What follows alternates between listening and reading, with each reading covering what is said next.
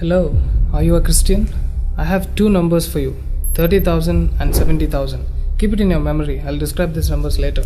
If you're watching me now and you happen to be a Kannadiga or a Malayali, watch this video very carefully. Call your son, daughter or parents and ask them to watch it with you. Actually, it doesn't matter if you're a Hindu, Christian or a Muslim, the video is for all of you. On 10th November, few people, including Congress, came out to celebrate Tipu Jayanti again. And as usual, bashed BJP for discontinuing Tipu Jayanti. The question is not about supporting right or left. The question is whether Tipu was right or wrong. According to a British officer, James Currie, who was held captive along with Mangalorean Catholics, 30,000 of them were forcibly converted to Islam. The young women and girls were forcibly made wives of the Muslims living there. The young men who opposed this brutality of Tipu were disfigured by cutting their noses, upper lips and ears. When we turn to the Malabar, the record is equally, if not horrifying. Here is an excerpt from the Portuguese man Bartholomew, who saw everything. Tipu had men and women hanged in Calicut. Mothers were hanged with their children tied to their necks. That barbarian Tipu Sultan tied the naked Christians and Hindus to the legs of elephants and made the elephants move around till the bodies of Kafirs were torn to pieces. Tipu imprisoned and forcibly converted more than 1,00,000 Hindus and over 70,000 Christians in Malabar region. So Christians, this was the second number for you. They were forcibly circumcised and made to eat beef. But now you will see Hindus from Kerala justifying it as their culture. You Hindus should be ashamed of yourself. You know why Tipu did that? Because he was an Islamic fanatic. According to him, whoever doesn't believe in Islam is an infidel or a kafir. So Christians and Hindus were kafirs for him. And according to Islam, whoever is a kafir should be killed, exclusively in a torturous way, whichever horrible way their hatred finds expression. All the Tipu Sultan fans out there who are burning with anger on me because I'm saying this, here is the letter from Zaman Shah to the Afghanistani ruler in 1790s. He asked him to come to Bharat, invade the country and kill the Kafirs. Dear Tipu fans, now just shut up, okay? I'm not making this up. I'm erasing the crap that you idiots had made up, like Tipu helped Hindus, restored temples, etc. Tipu Jayanti. Bullshit. All his letters were written in Farsi language. I'm showing you the translated version. Do you know that before Tipu, official administrative records were written in Kannada and then translated to Marathi? But he enforced Farsi as an administrative language of Mysore state. If you are a practicing lawyer in Karnataka, you must be using these words like Kata, Amaldar and all these words. This is just an intro, okay? Now let's get into the real story. Nowadays, you can see a different kind of hate politics against Brahmins and use of words like Brahmanical patriarchy. Let me tell you what Tipu did to Brahmins. Tipu came to Calicut in 1788 with an army of 60,000. There were more than 7,000 Brahmin families in Calicut at the time. More than 2,000 of these were wiped out, and the remaining fled to the forests. Tipu Sultan, in letters to Syed Abdul Tulai and his officer Budruz Zaman Khan, respectively gloated that, with the grace of Prophet Muhammad and Allah, almost all Hindus in Calicut are converted to Islam. Only on the borders of Cochin state, a few are still not converted. I am determined to convert them also very soon. I consider this as jihad to achieve that object. Isn't Tipu sounding like someone from ISIS? He also said that he has achieved a great victory in Malabar over 4,00,000 Hindus who were converted to Islam.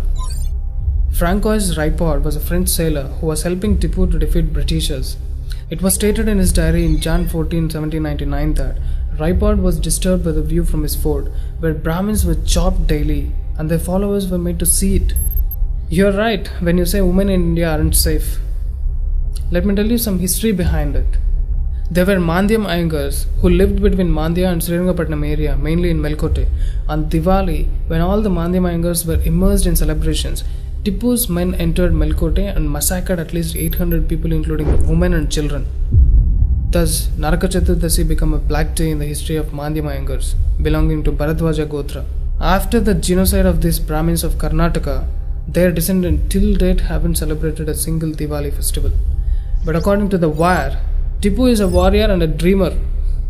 Also, according to Benjamin Lewis Rice, Tipu was a Muslim fanatic, and by the time Tipu died, there were only 2 Hindu temples left standing within the Srirangapatnam fortress.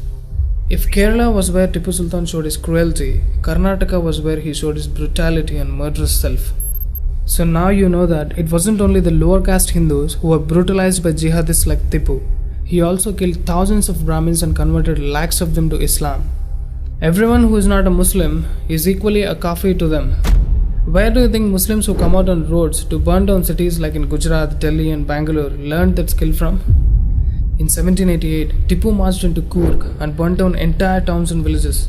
Mir Hussain Kirmani, who was Tipu's courtier cum biographer, described how they burnt down villages in Kushalpura, Talakaveri, Madikeri and other places. In a letter to the Nawab of Kurnool, Ranmast Khan, he described how he took 40,000 Coorgis as prisoners and forcibly converted them to Islam and incorporated them with Ahmadi corps. To Islamize Coorg, he transported about 7,000 Muslim families belonging to the Sheikh and Shahid sects to Coorg from elsewhere. Tipu will technically qualify the word devil. He was so cruel and maniacal that he ordered even the dead among the Coorgs were to be made Muslims. His brutality on Coorg went on from 1785 to 1790. During this period, Tipu destroyed more than 600 temples across Coorg. Because of Tipu's jihad, hundreds of temple priests fled to Mangalore along with their families. Worship came to a permanent halt in several temples. Some temples were covered with leaves in order to conceal their presence. The Malatiriki Bhagavati temple at Virajpet is an example of this. Equally, the renowned Omkareshwara temple in Madikeri was about to meet the same fate. The ruler at Madikeri panicked at the approach of Tipu, removed its tower and replaced it with a dome so that it looked like a mosque from afar. The temple continues to retain the same appearance till date. In his reign of Napoglu near Madikeri, Tipu destroyed the temples in the surrounding villages of Betu and Kolakeri. Remnants of Tipu Sultan's raid of Coorg survive even today. The forcibly converted Coorgis are today known as Kodava Maplas, Coorg Muslims, whose last family names are still Hindu. They usually have these surnames. The fact remains that Tipu Sultan was never really able to control the brave Coorgis, and he lost the battle 31 times there and killed the brave Kodava warriors by infidelity.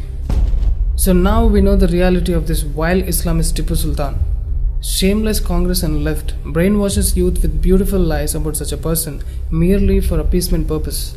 In almost every year, Congress imposed Section 144 to celebrate Tipu Jayanti. Why do they have to impose such a law if the whole Karnataka wants to celebrate?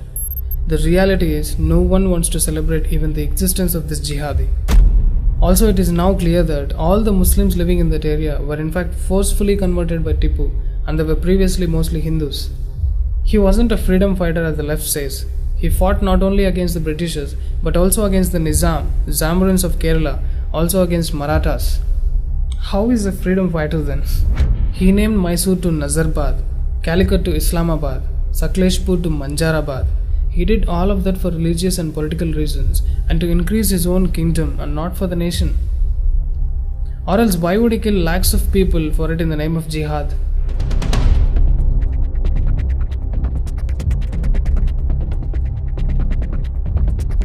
String is available in Hindi, Kannada and Telugu as well.